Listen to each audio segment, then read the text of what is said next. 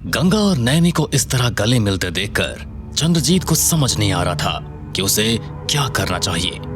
वो अपने मन ही मन सोचते हुए बोला, अगर भाई साहब नैनी और गंगा एक हो गए तो बहुत दिक्कत हो जाएगी। अगर ऐसे ही चलता रहा तो मुझे कुछ भी नहीं मिलेगा भाई साहब से। ये सोचते हुए चंद्रजीत अपने कमरे में पहुंचा और उसने तुरंत अपने फोन से अपने बेटे रोहन को फोन लगाया। रोहन एक बिजनेसमैन था जो कि यूएस में रह रहा था। उसका यूएस में घी का बिजनेस था जिसमें कि वो अभी भी रुपए लगा ही रहा था। उसने चंद्रजीत का फोन आता देखकर तुरंत फोन उठाते ही कहा, हेलो पॉप्स, हाउस एवरीथिंग? ओए अमेरिका के दलाल, ये अपनी अंग्रेजी अब छोड़ दे और कुछ पैसा कमाना शुरू कर दे। बोलो पापा, अब क्या हो गया आपके साथ? वो गंगा है यार पापा, आपसे एक गांव का गंवार नहीं संभल रहा है। इस गांव के गंवार ने मेरे और कंपनी के बैंक स्टेटमेंट्स निकाल लिए और अब सब भाई साहब को बताने की धमकी दे रहा है। इसलिए अब मैं तुझे और पैसे नहीं भेज पाऊंगा। क्या बात कर रहे हो यार आप? मेरा बिजनेस अभी तो स्केल होना शुरू हुआ है। अगर अब पैसे नहीं मिलेंगे तो रॉ मटेरियल के सप्लायर्स टूट जाएंगे। आपको पता भी है अमेरिका में दूध के सप्लायर्स को ढूंढना कितना मुश्किल है। ये सब मेरे हाथ में नहीं है। वैसे भी तेरा बिजनेस तो पिछले कई सालों से स्केल ही हो रहा है। अब आखिर मैं तुझे और कितना पालूं? ठीक है, आप टेंशन मत लो। मैं इंडिया आकर इस गंगा को ठिकाने लगाता हूँ पहले। जो भी करना है कर, लेकिन मुझसे कोई उम्मीद मत रखना। ठीक है, चल पॉप्स। ये कहते ही रोहन ने फोन रख दिया। तभी उसकी बाहों में बैठी हुई लड़की बोली, Is everything all right, Rohan? Shut up. उस लड़की को चुप कराकर रोहन ने किसी को फोन लगाते हुए कहा, हेलो जयंत, यार एक हेल्प चाहिए थी। मेरे पापा की कंपनी में कोई गंगा नाम का आदमी है, उसके बारे में सब कुछ पता करके बताना। गंगा नाम का आदमी? हाँ, उसका नाम लड़कियों जैसा है लेकिन बहुत टेढ़ी चीज है साला।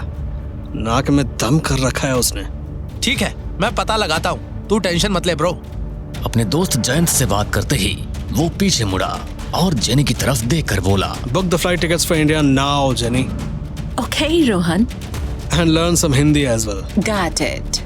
जहां रोहन गंगा के बारे में सब कुछ पता कर रहा था और उससे मिलने आ रहा था, गंगा को इस बात की भनक तक नहीं थी। वो तो आज अपनी माँ के साथ था और उसने आज पहली बार माँ के प्यार को महसूस किया था। अपने कमरे में जाते हुए उसने राधा को फोन मिलाकर पूछा, राधा, अब सब ठीक है वहाँ पर?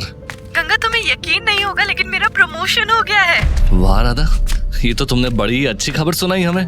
और तो और गंगा, मेरे नए एडिटर इन चीफ ने मेरी स्टोरी को अप्रूव भी कर दिया है। अब मैं जावेरी नदी पर जाकर इन्वेस्टिगेशन भी कर सकती हूँ। थैंक्स गंगा। थैंक्स का है? अरे हमने क्या किया? तुमने ही तो मुझे इस कंपनी में ही रहकर अपने डर से लड़ने को कहा था। तुम्हारी वजह से मैं जल्दी ही जावेरी नदी को पहले की तरह बिल्कुल साफ करवा दूंगी। अब उन बड़े बड़े फैक्ट्री वालों को मैं छोड़ने वाली नहीं हूँ। ठीक है राधा, लेकिन ध्यान से। तुम्हें पता है ना कि ये सब कितना डेंजरस हो सकता है? जब हमने उस डेयरी का स्ट्रिंग ऑपरेशन किया था तो वो एक प्लान बनाकर किया था। वैसे तुम्हें इस बार भी एक प्लान के तहत चलना होगा, ठीक है ना? हाँ गंगा, तुम टेंशन बहुत लेते हो। मैं बार बार एक ही गलती नहीं करती हूँ और मेरे पास एक पूरा प्लान बना हुआ है। All the best for it Radha. Radha से बात करने के बाद गंगा आज कई दिनों बाद चैन की नींद सोने वाला था। नैनी का बेटा मिल गया, उसे उसकी माँ का राज पता चल गया और राधा का भी सब अच्छा जा रहा था। अगले दिन जैसे ही गंगा अपने ऑफिस में पहुंचा तो उसने देखा कि फिर से एक मीटिंग चल रही थी। अब ये लोग किस बात पर मीटिंग करने लग गए? अरे पता नहीं, रोज काम छोड़कर इन्हें मीटिंग करने में काम मचा आता है। ये सब सोचते हुए जैसे ही गंगा मीटिंग रूम के अंदर गया, उसने वहां पर एक नया आदमी देखा जिसको उसने पहले कभी नहीं देखा था। रोहन था, जो कि गंगा को देखते ही बोला, तुम जरूर गंगा हो गया, राइट? हाँ, लेकिन तुम हो कौन और बोर्ड मेंबर्स की मीटिंग में क्या कर रहे हो? मैं हूँ रोहन, इस कंपनी का होने वाला प्रेसिडेंट। अच्छा मजाक था, अब तुम यहाँ से जा सकते हो। मैं मजाक नहीं करता गंगा। चनी, please bring the file to मी।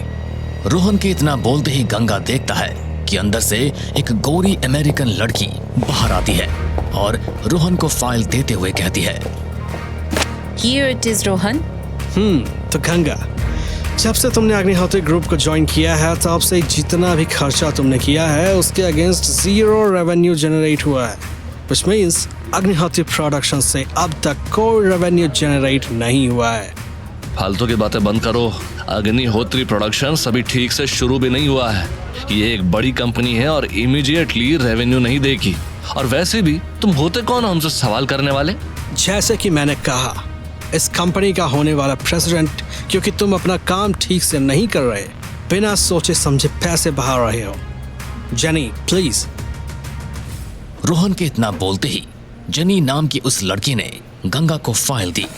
गंगा ने जैसे ही उस फाइल को देखा उसके होश उड़ गए और उसने रोहन की तरफ देखते हुए कहा, तुम्हारे पास अग्निहोत्री ग्रुप के 6% शेयर है।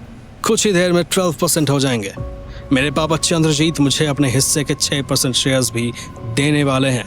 ये सब का बकवास है। कंपनी के कुछ परसेंट शेयर होने से तुम प्रेसिडेंट नहीं बन जाओगे। अभी भी मेजॉरिटी शेयर्स बाबूजी के पास है, जिन्होंने हमें यहाँ का प्रेसिडेंट चुना है, समझे तुम? सही कहा, इसलिए मैंने कहा है होने वाला प्रेसिडेंट हूँ।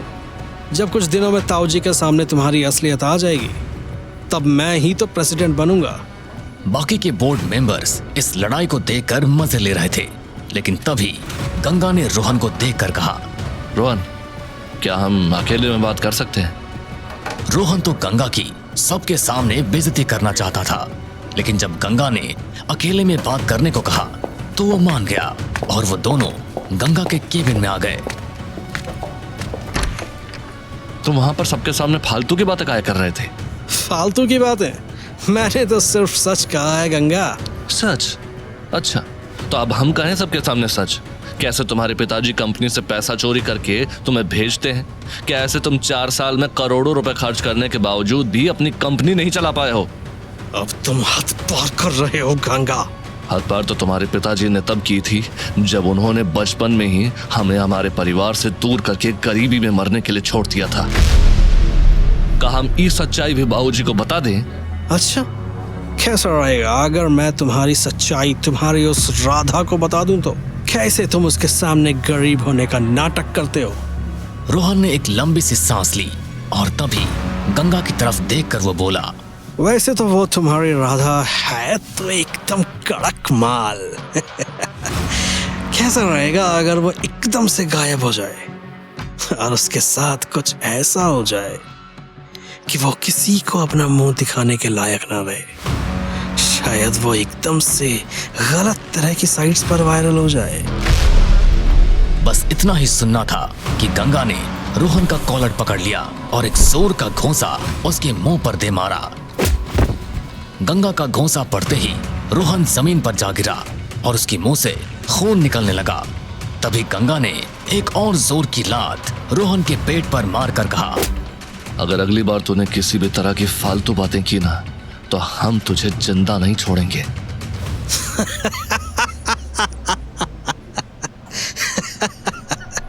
कितना आसान है तुझे ट्रिगर करना बेवकूफ गांव के गवार। गंगा को कुछ समझ नहीं आया, लेकिन रोहन को हंसते हुए देखकर उसे इतना समझ आ गया कि पिटकर भी रोहन को कोई खास फर्क नहीं पड़ा है। उसकी हंसी देखकर गंगा को और ज्यादा गुस्सा आने लगा। उसने एक और बार रोहन को लात मारना चाहा, लेकिन इस बार रोहन ने उसका पैर पकड़कर उसे नीचे गिरा दिया। अब नहीं गंगा, जितना मुझे पिटना था मैं पिट गया। वहां से खड़ा होकर रोहन अपना कोट साफ करते हुए बोला, एवरीथिंग्स रिकॉर्डेड जेनी। रोहन के ये बोलते ही गंगा पीछे खड़ी उस लड़की जेनी को नोटिस करता है, जो कि ये सब कुछ रिकॉर्ड कर रही थी।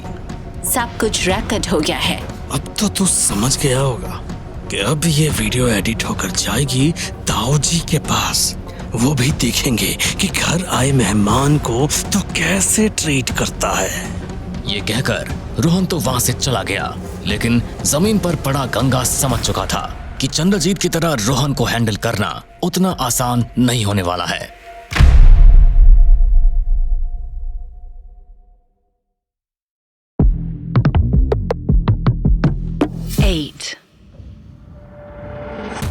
रोहन के वहां से जाते ही गंगा समझ गया कि उसके साथ खेल हुआ है। इस फाइट में फायदा रोहन कई तरीके से उठा सकता था। हमको तो लगा था कि सब कुछ ठीक हो चुका है, लेकिन लगता है कि अब गेम लंबा चलेगा। गंगा केबिन से निकलकर बाहर आया तो देखा कि बोर्ड मेंबर और कई सारे स्टाफ के लोग वहां खड़े उसे ही देख रहे थे। नया कबूतर है ये, और इससे कैसे निपटना है हमें आता है। इतना कहकर गंगा वहां से बाहर निकल गया। जैसे ही वो बाहर निकला तो देखा कि रोहन जेनी के साथ खड़ा मुस्कुराते हुए उसकी तरफ ही देख रहा था। देख भाई, वैसे मुझे तुझ जैसे गवार को भाई कहते हुए भी शर्म आती है, बट जो है सो है। अब मैं तुझे एक डील देता हूँ। कैसी डील? तुम इस कंपनी से बाहर निकल जाओ, ये सब कुछ मेरा होगा, और बदले में मैं तुझे 10 करोड़ दूंगा, वो भी कंपनी प्रेसिडेंट बनने के बाद। वैसे भी तुझ जैसा गवार कोई कंपनी नहीं संभाल सकता, और जितने पैसे मैं तुझे दूंगा उसे भी तूने सपने में भी नहीं देखा होगा। प्रपोजल तो मस्त है बाबू, लेकिन हम ना करें तो? तो मैं तुझे ऐसा बदनाम करूंगा, तेरी ऐसी हालत करूंगा जो तूने अपने सपने में भी नहीं सोची होगी। सोच ले, जिंदगी प्यारी है या कंपनी?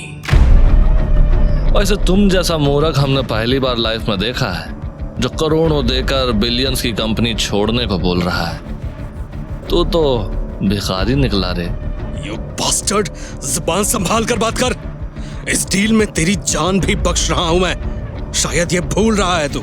अरे तू जाना रे गब्बर सिंह, जो उखाड़ना है उखाड़ लियो, हम तो रेडी हैं। चल अब वो वीडियो दिखाना घर वालों को जाकर। फोकट का टाइम पास कर रहा है, और क्या करेगा तू? हम जब चाहेंगे तेरा बाप का घोटाला सबके सामने ले आएंगे। बहुत बोल रहा है तू, अब देख मैं तेरी क्या हालत करता हूँ। तुझे जो करना है सब कर ले, मैं भी बिना दिमाग के कोई गेम नहीं खेलता। गंगा जिस तरह से रोहन का मजाक उड़ा रहा था, उससे वो गुस्से से आग बबूला हो गया और गुस्से में अपना मुक्का कार की बोनेट पर मारा और जेनी के साथ वहां से निकल गया। उसके जाते ही गंगा अपनी कार में बैठा और वो राधा के ऑफिस की तरफ निकल गया। बहुत टाइम हो गया तो उसे मिले राधा, चलो आज सरप्राइज देते हैं तुम्हें। गंगा अपनी धुन में आगे बढ़ा चला जा रहा था। उसने कई बार राधा को कॉल करने की कोशिश की, लेकिन फोन ऑफ जा रहा था। अरे कमाल है, एक तो फोन नहीं किया इसने और अब ऑफ जा रहा है। गंगा ये सोच ही रहा था कि तभी उसका मोबाइल बज गया। उसने राधा का सोचकर फोन उठाया था, लेकिन जब स्क्रीन पर देखा तो मिस्टर अग्निहोत्री का कॉल था। अरे बाबूजी, इस वक्त? ओह, तो उस कबूतर ने जहर बो दिया लगता है। हेलो, हाँ बाबूजी। गंगा, ये सब क्या है? तुमने ऑफिस को फाइटिंग प्लेस बना रखा है। पता है लोग क्या क्या बातें कर रहे हैं? अगर ये वीडियो मीडिया में चली गई तो पता है क्या होगा? लोग कहेंगे कि हमने कंपनी किसी जाहिल गंवार के हवाले कर दी है। मिस्टर अग्निहोत्री की बातें गंगा के दिल पर लगी, लेकिन फिर वो बोला, बाबूजी, गांव वाला हूं तो लोग गंवार तो बोलेंगे ही, पर अफसोस है कि आप भी हमें गलत समझ रहे हैं। सच क्या है ये आपको नहीं पता। फौरन आकर हमसे मिलो। इतना कहकर मिस्टर अग्निहोत्री ने फोन रख दिया। गंगा ने एक लंबी सांस लेते हुए गाड़ी दूसरी तरफ घुमा दी। कुछ देर बाद वो घर के अंदर जैसे घुसा तो देखा वहां मिस्टर अग्निहोत्री, रोहन, चंद्रजीत और काव्या खड़े थे। देखिए ताऊ जी, आ गया ये। इसने मुझे अपने कैबिन में बुलाकर किस गुंडे की तरह पीटा। मैं तो बोर्ड मीटिंग में सबके सामने बात कर रहा था, लेकिन मैं बात कर रहा हूं ना, तुम चुप रहो। गंगा, वीडियो में जो दिख रहा है क्या वो सच है? हाँ बाबूजी, सच है। हमने रोहन को पीटा, और अगर उसने फिर से ऐसी हरकत की तो हम फिर से पीटेंगे। तुम्हारा दिमाग खराब हो गया है? आखिर तुम बिजनेसमैन हो या कोई गुंडे? और ऐसा क्या कर दिया था मेरे बेटे ने? भाई साहब, आपने इसके हाथ में कंपनी देकर बहुत बड़ी गलती की है। मैं तो पहले ही इसके खिलाफ था। सोचिए, एम्प्लॉइज के सामने क्या इज्जत रह गई हमारी, और कहीं ये सब मीडिया में आ गया तो क्या मैसेज जाएगा इन्वेस्टर्स को? अच्छा ही मैसेज जाएगा चाचा जी। क्योंकि गीता में कहा गया है कि अधर्म के खिलाफ अधर्म करना धर्म ही है। इतना कहना था कि तभी मिस्टर अग्निहोत्री ने आगे बढ़कर गंगा के गाल पर एक थप्पड़ जड़ दिया। क्या तुम कोई गुंडे हो? इस तरह से संभालोगे कंपनी? चंद्रजीत और रोहन मन ही मन मुस्कुराने लगे। बाबूजी, हमने कुछ भी गलत नहीं किया है। रोहन ने हमारे केबिन में आकर राधा के खिलाफ गलत शब्द इस्तेमाल किए और उसे गाली दी और उसकी इज्जत से खेलने की बात कहने लगा। और इस बात पर अगर हाथ उठाना गलत है तो माफ कीजिए, हम ये गलती हर बार करेंगे। ये सुनते ही चंद्रजीत और रोहन एक दूसरे का चेहरा देखने लगे। रोहन, क्या ये सच है? नहीं ताऊजी, वो मैं एक वीडियो तुमने दिखाया होगा रोहन, एक हम दिखाते हैं जिसमें शुरू से लेकर एंड तक पूरी पिक्चर है। गंगा ने पहले ही अपने केबिन के सीसीटीवी कैमरा की रिकॉर्डिंग निकलवा ली थी जिसमें आवाज भी थी। और जब रोहन की बातें वहां खड़े चंद्रजीत और मिस्टर अग्निहोत्री ने सुनी तो चंद्रजीत ने रोहन को थप्पड़ मारते हुए कहा, मुझे यकीन नहीं होता कि तुम इतना गंदा भी सोच सकते हो। शर्म आ रही है मुझे तुम पर। क्या यही सब सीखा है तुमने अमेरिका जाकर? तभी गंगा बीच में आते हुए बोला, अमेरिका से हमें याद आया, कंपनी में करोड़ों का घोटाला हुआ है और हम इसकी सच्चाई अब बाबूजी को बताने जा रहे हैं। क्यों घोटाला किसने किया है और पैसा कहां पर लगा है। गंगा की बातें सुनते ही चंद्रजीत और रोहन के चेहरे पर हवाइयां उड़ने लगी और उधर मिस्टर अग्निहोत्री एकदम से शॉक्ड रह गए थे। क्या हमारी कंपनी में करोड़ों का घोटाला? कौन, किसने किया ये सब? चाचा जी ने। इन्होंने कंपनी में घोटाला करके करोड़ों रुपए अमेरिका भेजे जिसे रोहन ने अपने बिजनेस में लगाया, लेकिन वो सक्सेस नहीं हो पाया। तो फिर यहां आ गया हमें कंपनी से हटाने ताकि हमारे बाद ये अपना मन मर्जी कर सके। ये झूठ है। क्या सबूत है तुम्हारे पास? ये सब सुनने से पहले मैं मर क्यों नहीं गया? बेटे गंगा, इतनी नफरत करते हो तुम हमसे कि हमारे ऊपर चोरी का इल्जाम लगा रहे हो। गंगा, तुम्हें पता है कि तुम क्या कह रहे हो? अगर ये सब सच है तो सबूत कहाँ है? सबूत भी बहुत है हमारे पास। एक मिनट। इतना कहकर गंगा ने अपना मोबाइल निकाला और उसमें कुछ चेक करने लगा। कुछ ही देर में वो काफी परेशान हो गया। ये कैसे हो सकता है? सारी डिटेल तो हमने इसी फोल्डर में रखी थी, उसी कहां गायब हो गई? गंगा की हालत देखकर चंद्रजीत और रोहन के चेहरे पर एक स्माइल थी, जबकि रोहन ने चंद्रजीत को इशारा किया कि फिक्र मत करो, सब ठीक है। कौन सा फोल्डर, कौन सी फाइल? जब कुछ होगा तो मिलेगा ना। गंगा, अगर तुमने झूठ बोला है तो इसका अंजाम बहुत बुरा होगा। बाबूजी, ये देखिए, ये है अकाउंट्स डिपार्टमेंट की रिपोर्ट जिसमें से 5 करोड़ की हेराफेरी हुई है। और ये कहां गया इसकी भी डिटेल हमारे पास थी, लेकिन अभी मिल नहीं रही है। किसी ने रिकॉर्ड्स के साथ छेड़छाड़ की है। तो उसका पता लगाओ गंगा और साबित करो कि जो तुमने कहा है वो सच है। फिलहाल इसके लिए मैं तुम्हें 7 दिन का टाइम देता हूँ। तभी रोहन बीच में आते हुए अपने हाथ जोड़कर बोला, ताऊजी, मुझे माफ कर दीजिए। मैंने बस गुस्से में आकर राधा के बारे में बोला, क्योंकि वैसी लड़की हमारे खानदान में रहना डिजर्व नहीं करती। और रोहन, अपनी बकवास बंद करो। चंद्रजीत, इस कंपनी पर गंगा और रोहन दोनों का बराबर हक है, मगर मैं कंपनी उसी के हाथ में दूंगा जो काबिल होगा। मिस्टर अग्निहोत्री की बातें सुनकर गंगा थोड़ा हैरान था, वहीं चंद्रजीत और रोहन थोड़ा चौंक गए। और इसीलिए मैंने फैसला किया है कि मैं रोहन और गंगा दोनों को 50 करोड़ रुपए दूंगा। बाबूजी, हमें रुपए नहीं चाहिए, और अगर आप कहेंगे तो हम कंपनी भी छोड़ने के लिए तैयार हैं, मगर सिर्फ आपके कहने पर। मेरी पूरी बात सुनो गंगा, तुम दोनों को 50 करोड़ रुपए मिलेंगे और जो भी इसे सबसे पहले 100 करोड़ में कन्वर्ट करके देगा वो कंपनी का प्रेसिडेंट होगा।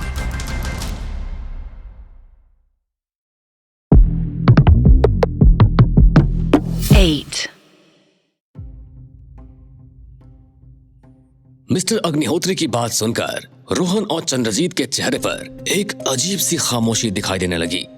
वहीं दूसरी तरफ गंगा एकदम से बेफिक्रा नजर आ रहा था। वो उनकी तरफ देखते हुए बोला, हमको ये चैलेंज पूरा करने में मजा आएगा बाबूजी।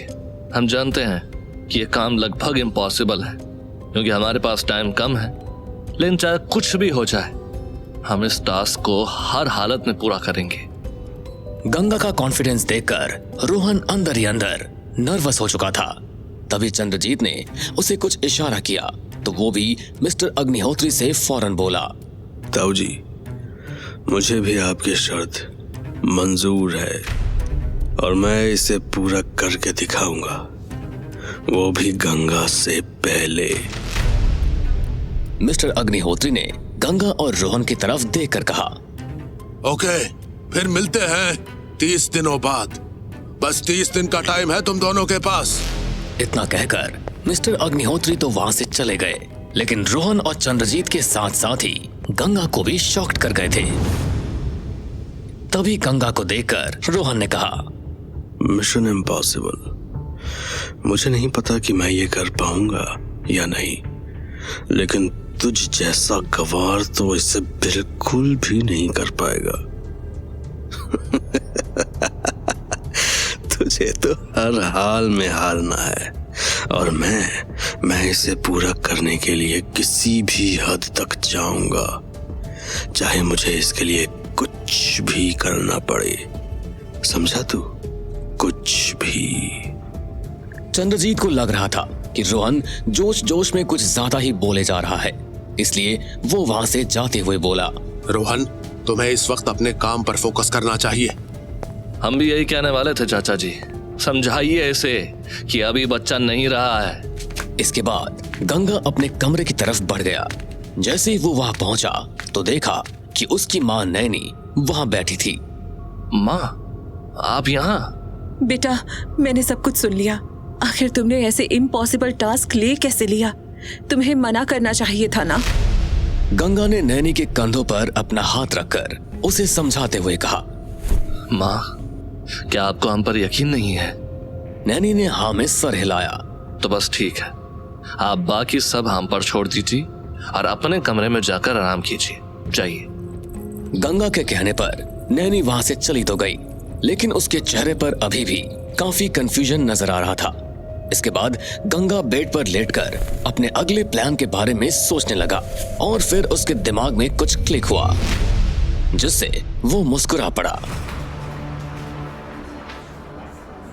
अगली सुबह वो जल्दबाजी में ऑफिस पहुंचा और एक बोर्ड मीटिंग बुलाई। हम जानते हैं कि आप लोग अचानक से इस तरह से इस मीटिंग को बुलाने का पर्पस जानना चाहते हैं, तो हम डायरेक्ट पॉइंट पर आते हुए अपनी बात शुरू करते हैं क्योंकि हमारे पास टाइम बहुत ही कम है। इतना कहकर गंगा ने एक नजर सभी को देखा, फिर बोला, दरअसल बीते दिनों सरकार ने एक डिफेंस डील के लिए प्रपोजल निकाला है।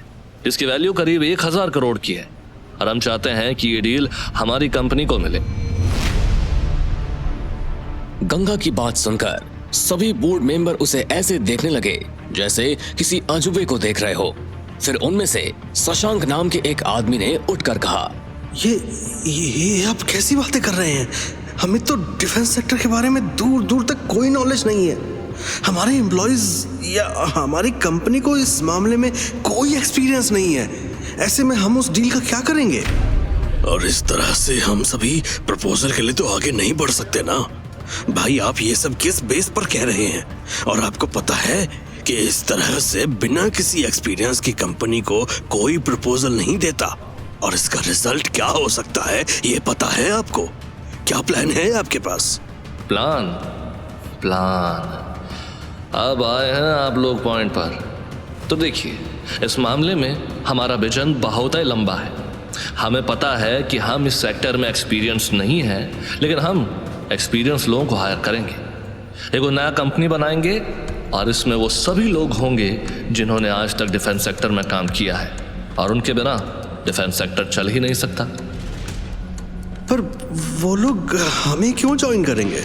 और क्या हम उन्हें उनकी पेमेंट दे पाएंगे? क्या ये फायदे का सौदा होगा?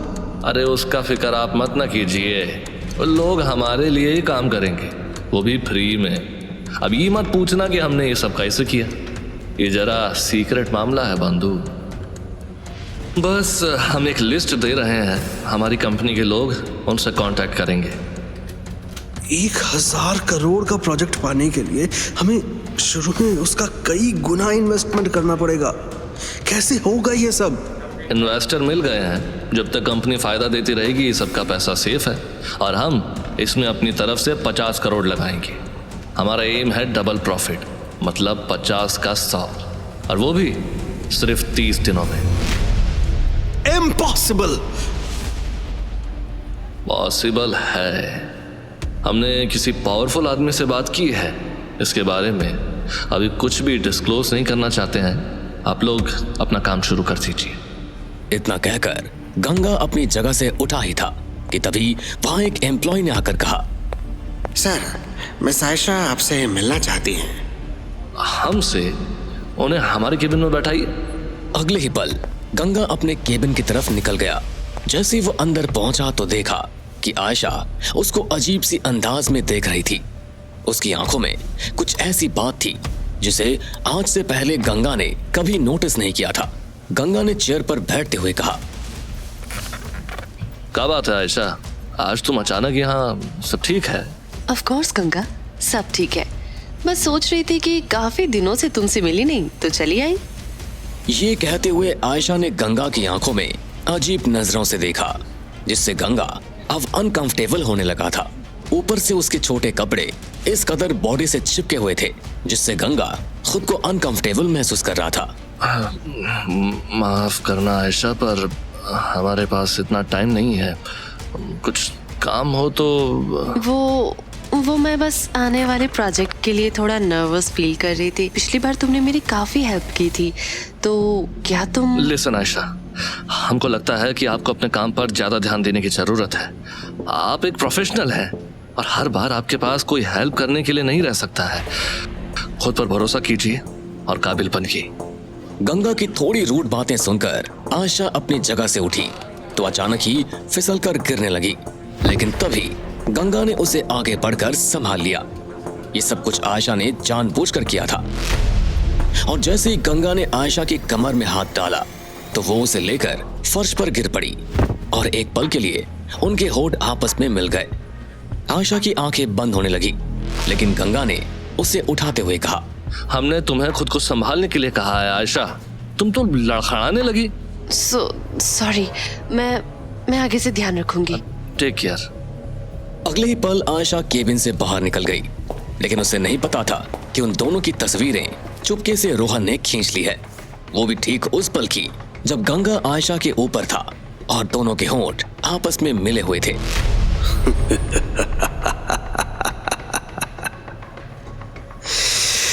गंगा, मैं तेरी लाइफ में ऐसा तांडव करूंगा कि तू खुद यहां से बाहर निकल जाएगा या फिर सुसाइड कर लेगा। कई सारी चालें मैं तुझ पर एक साथ चलने वाला हूं जिससे तेरा बचना इम्पॉसिबल है। ये कहते हुए रोहन वहां से निकल गया और फिर इन सभी तस्वीरों को किसी के मोबाइल पर भेज दिया। मैंने फोटो तेरे मोबाइल पर भेज दिया है, तुझे पता है ना क्या करना है। दूसरी तरफ से एक आदमी की आवाज आई, आप फिक्र मत कीजिए सर, काम हो गया समझो। इधर कुछ घंटों बाद गंगा ने अपने केबिन में पहुंचकर सामने लगी टीवी ऑन की। अरे आज का बिजनेस न्यूज तो देखना ही भूल गए। आज की बेहद सनसनी खबर, यकीन नहीं होता कि एक रेप्यूटेड और इतनी बड़ी कंपनी का मालिक ऐसा कर सकता है। गौर से देखिए इस दरिंदे को कि कैसे इसने मशहूर एक्ट्रेस आयशा का फायदा उठाया। वो आयशा जिसे इंडस्ट्री में काम मिलना बंद हो गया था, उसे इस गंगा नाम के आदमी ने काम दिया, मगर उसके बदले आयशा की इज्जत से खेलने लगा। ये खबर देखते ही गंगा के पैरों तले जमीन खिसक गई। स्क्रीन पर वो फोटो थी जिसमें वो आयशा के साथ किस के पोज में नजर आ रहा था। नहीं, ये किसने किया? किसकी हिम्मत हुई मुझ पर कीचड़ उछालने की? गंगा को कुछ समझ नहीं आ रहा था कि ये सब उसके साथ क्या हो गया। उसके फोन पर एक के बाद एक कॉल आने लगे उसे पता था कि ये सब कंपनी से रिलेटेड लोगों के या फिर मीडिया वाले लोगों का कॉल होगा। उसने गुस्से में टीवी ऑफ कर दिया और केबिन से बाहर जाने को मुड़ा तो उसका गला सूख गया, क्योंकि दरवाजे पर सामने आंखों में आंसू लिए राधा खड़ी थी।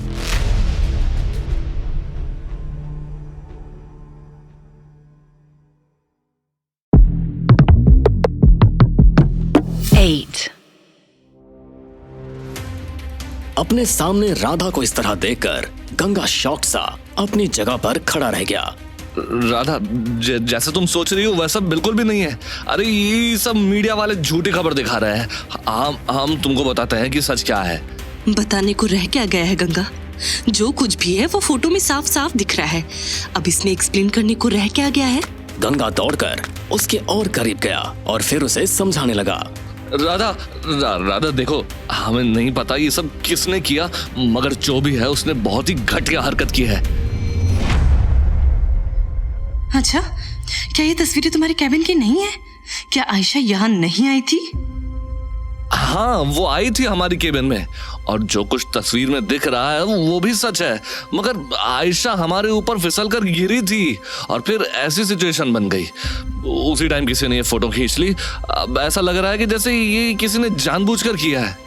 ओह, तो बताना जरा कि आयशा यहाँ किस काम से आई थी? राधा के सवाल पर गंगा एकदम से हड़बड़ा गया।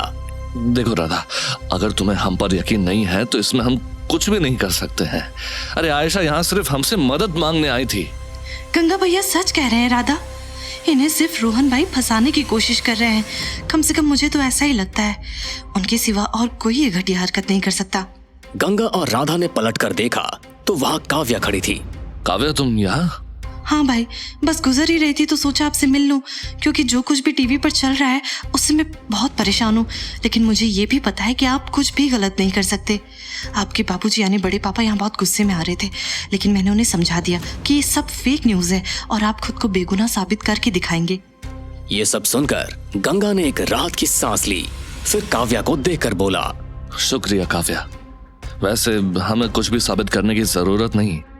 केबिन में लगे कैमरा पर सब कुछ रिकॉर्ड हुआ है, और सच है क्या ये तो आयशा ही बताएगी इन मीडिया वालों को। काव्या और गंगा की बातें सुनकर राधा को खुद पर गिल्ट फील होने लगा। वो अपना सर झुकाकर खड़ी हो गई। तभी काव्या ने उसकी तरफ देखकर मुस्कुराते हुए कहा, अरे राधा, इसमें तुम्हारी कोई गलती नहीं है। तुम्हारी जगह कोई भी लड़की होती तो वो यही करती जो तुमने किया। भैया, अब राधा को किसी अच्छे से होटल में ले जाकर खाना खिलाइए। मैंने देखा है कि इस मामले में बहुत ही बोरिंग हो। आई एम सॉरी गंगा, मुझे ऐसा नहीं करना चाहिए था। वैसे काव्या का आइडिया बुरा नहीं है, तो चलो लंच के लिए किसी अच्छी सी जगह पर चलते हैं। मैं घर पर आपका वेट करूंगी भैया। और फिर इसके बाद गंगा राधा को लेकर वहां से निकल गया। मगर वहीं दूसरी तरफ रोहन अपने कमरे में बैठा एक अलग ही प्लान रेडी कर रहा था। काव्या, मुझे यकीन नहीं हो रहा कि मेरी बहन होकर तू मेरे दुश्मन का साथ दे रही है, लेकिन कोई बात नहीं, मेरा प्लान ऑन द वे है। ऐसी चाल चलूंगा कि उस गंवार को इस शहर में आने पर अफसोस होगा। मगर वो अभी तक आई क्यों नहीं? कितनी देर लगा दी इसने। रोहन बार बार घड़ी की ओर देख रहा था। कोई तो था जिसका उसे बड़ी ही बेसब्री से इंतजार था। तभी दरवाजे पर से आयशा की आवाज आई।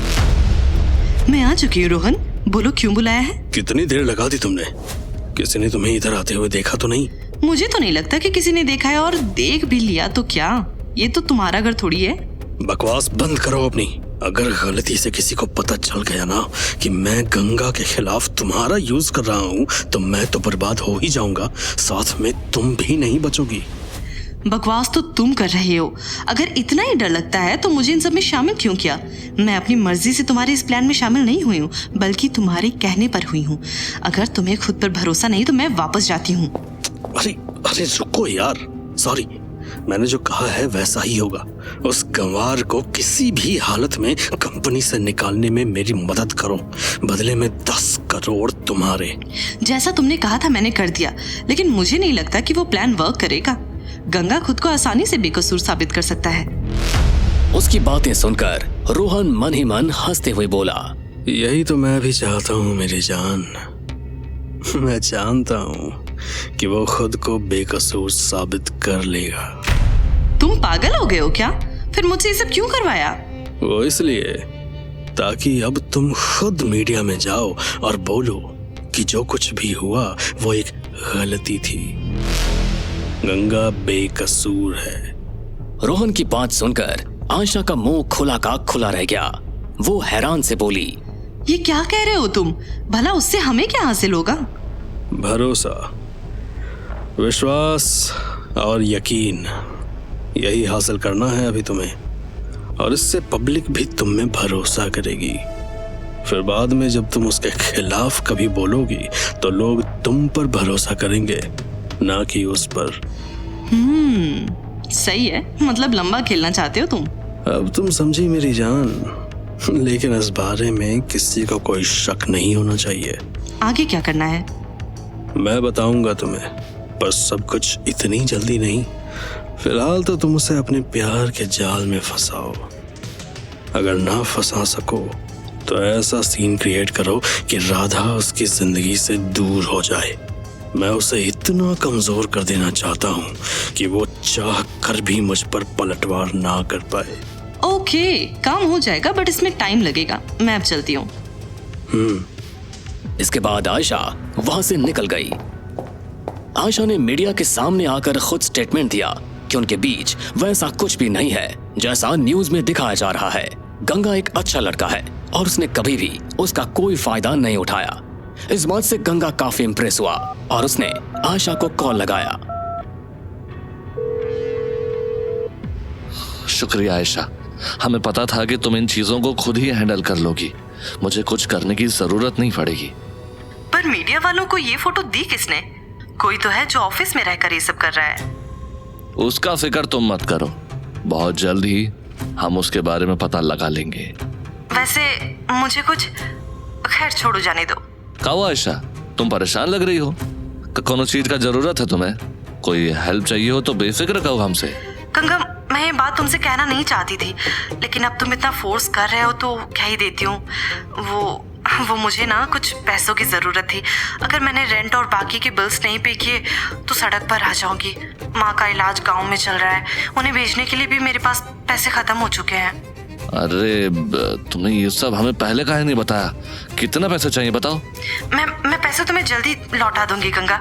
मुझे भी 25 लाख की जरूरत है। ओके, कुछ देर बाद तुम्हारे अकाउंट में पैसे पहुंच जाएंगे। अगर कोई और जरूरत हो तो जरूर बताना। Thanks Ganga, thank you so much. इसके बाद आयशा ने जब फोन कट किया तो उसके चेहरे पर एक एविल स्माइल थी।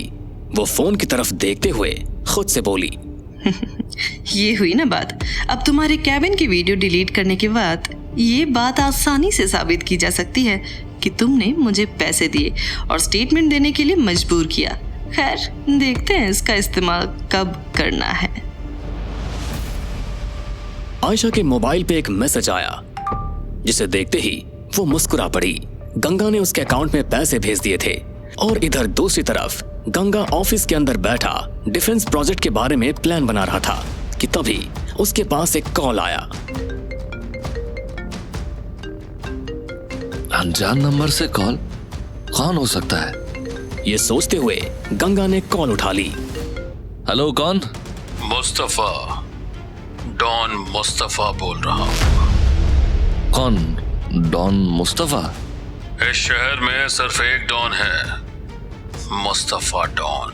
अरे इसने हमें काहे कॉल किया है? क्या हुआ, झटका लगा क्या? हमें काहे कॉल किया है? सुना है डिफेंस डील हासिल करने की बहुत जल्दी है तुझे।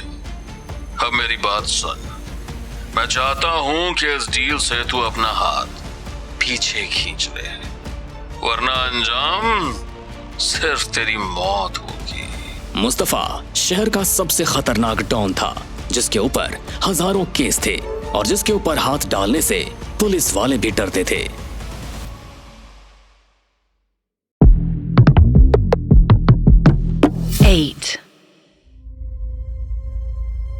मुस्तफा की बात सुनकर गंगा एक पल को खामोश रह गया, लेकिन अगले ही पल अपने पुराने अंदाज में बोला, ओहो, तो तुम वो वाले मुस्तफा हो। मगर माफ करना डॉन जी, हम पहले से ही बहुत परेशान हैं। सो प्लीज आपसे हाथ जोड़कर निवेदन है कि यह धमकी किसी और को दीजिए, वरना अगर हमारा मूड सनका ना तो कहीं आपके सर से डॉन का ताज ना छीन जाए। पागल हो गया है तू? पता है किससे बात कर रहा है? मैं अगर चाहूं तो 1 मिनट में तुझे दुनिया से मिटा सकता हूं। अबे चलना, निकल पतली गली से। हमारा नाम भी गंगा है। अगर इस सैलाब में फंसे ना तो खुद का पता भी नहीं लगा पाओगे कि कहां गायब हो गए। रख फोन। और हाँ, अगर 4 जूता खाना हो तब हमारे पास कॉल करना अगली बार। गंगा का ये अंदाज देखकर फोन के दूसरी तरफ मुस्तफा गुस्से से पागल हो गया। उसने गुस्से में फोन जमीन पर पटका और अपने आसपास देखने लगा। उसके सामने इस वक्त रोहन और उसके पापा चंद्रजीत बैठे थे,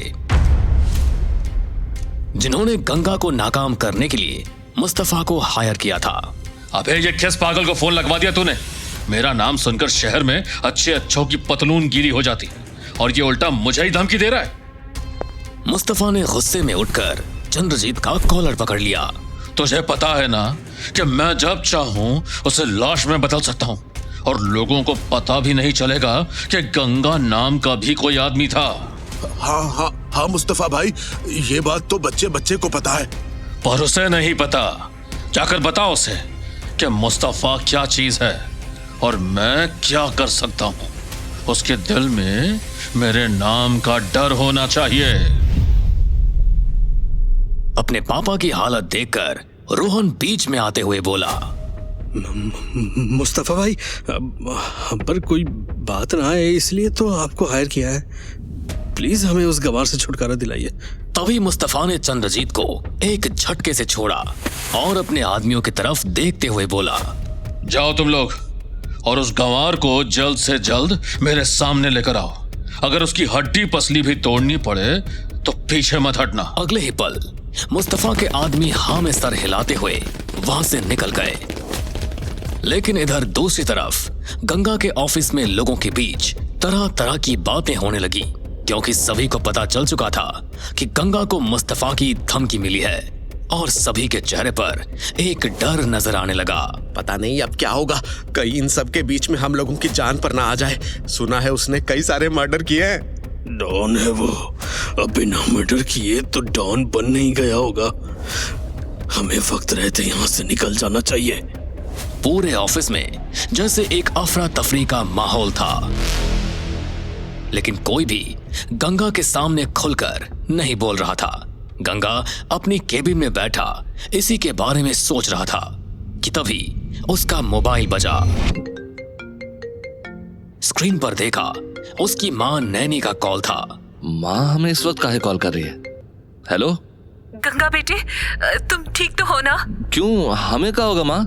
क्या हुआ? आप बहुत परेशान लग रही हैं। कुछ नहीं, मैंने सुना कि तुम्हें डॉन मुस्तफा ने धमकी दी है डिफेंस डील छोड़ने के लिए।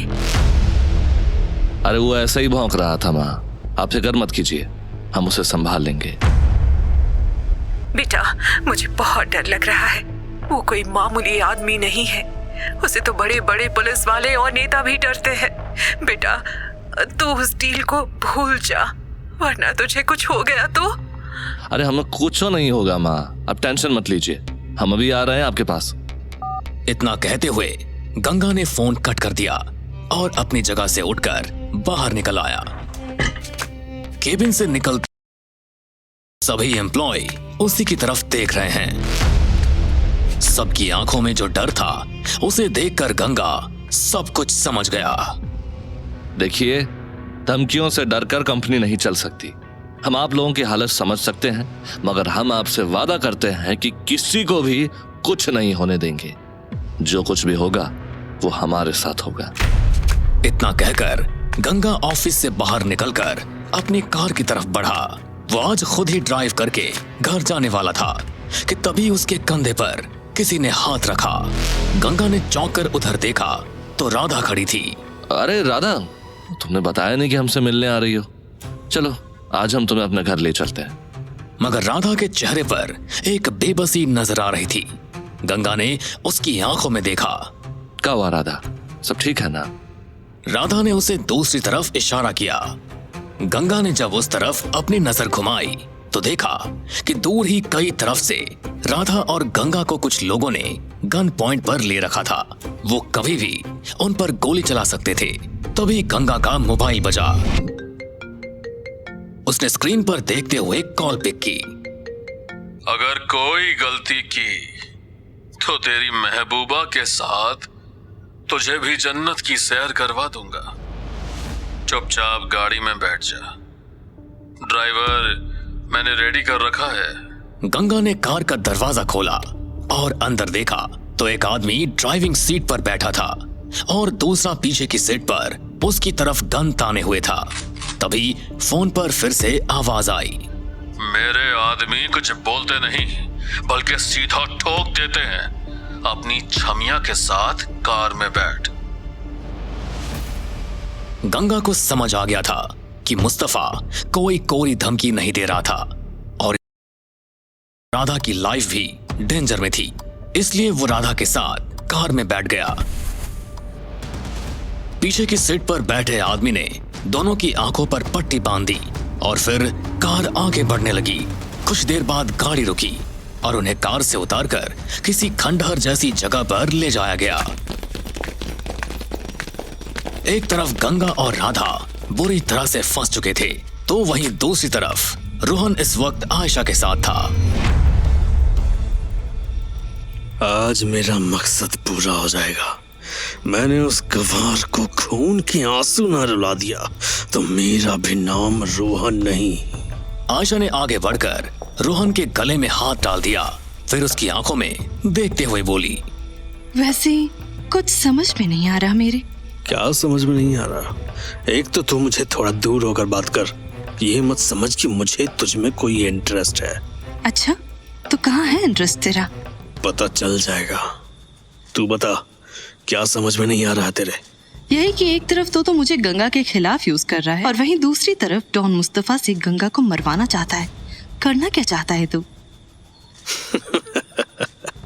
तू नहीं समझेगी। चल एक पैक बना दे, फिर बताता हूँ। आयशा ने एक नहीं बल्कि 2 पैक बनाए।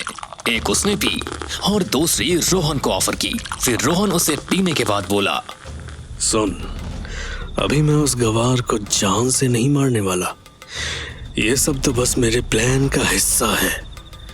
मुझे कंपनी चाहिए, लेकिन उससे पहले मैं गंगा को खून के आंसू रुलाऊंगा और मुझे राधा अपने बेड पर चाहिए हर हाल में। अब समझ आया तुझे? आयशा रोहन को कंफ्यूज होकर देखने लगी। तुझे वो मामूली सी लड़की चाहिए? ऐसा क्या है उसमें जो तुझ जैसी लड़की में नहीं? वो सिंपल है और काफी हॉट भी। मैं उसे हर हाल में टेस्ट करूंगा। आयशा को रोहन की बात बहुत बुरी लगी, लेकिन उसने चेहरे से कुछ भी जाहिर नहीं होने दिया। फिर वो बोली, अच्छा, तो इसका मतलब मेरा यूज करके तू राधा के दिल में गंगा के लिए नफरत पैदा करना चाहता है ताकि तू मौके का फायदा उठा सके। एग्जैक्टली। तो फिर मुस्तफा को क्यों हायर किया और गंगा के साथ राधा को भी किडनैप करवाने का क्या मतलब है? भोली है तू, अब भी नहीं समझे? मैं उसे जबरदस्ती हासिल नहीं करना चाहता, बल्कि वो खुद मेरे पास आएगी। मुस्तफा को लाना भी मेरे उसी प्लान का हिस्सा है और गंगा को तो मैं जब चाहूंगा तब बर्बाद कर दूंगा। बस तू वो सब करती रहे जो मैं चाहता हूँ। इतना कहकर रोहन ने अपना मोबाइल निकाला और मुस्तफा का नंबर डायल किया। हेलो मुस्तफा भाई, जैसा कहा है वैसा ही होना चाहिए। उन दोनों को कोई नुकसान नहीं पहुंचना चाहिए। बस उस गंवार को मौका दो ताकि वो पलट कर वार कर सके। फिक्र मत कर, काम होते ही तुझे फोन करता हूँ। इतना कहकर मुस्तफा ने फोन काट दिया। उस कमरे की तरफ चला गया जहां पर गंगा और राधा थे। उसके आदमियों ने उसके इशारे पर उन दोनों की आंखों की पट्टी हटा दी। वाह, बड़ी मस्त आइटम है ये तो। मुबारक हो गंगा, तुम मुस्तफा के ठिकाने पर हो। जहां आने के बाद कोई जिंदा वापस नहीं जाता। ए, देख मुस्तफा, तेरा जो कुछ भी है वो हमसे है। राधा को छोड़ दे, उसने तेरा क्या बिगाड़ा है? ये सब पुराने डायलॉग हैं, कुछ और ट्राई कर।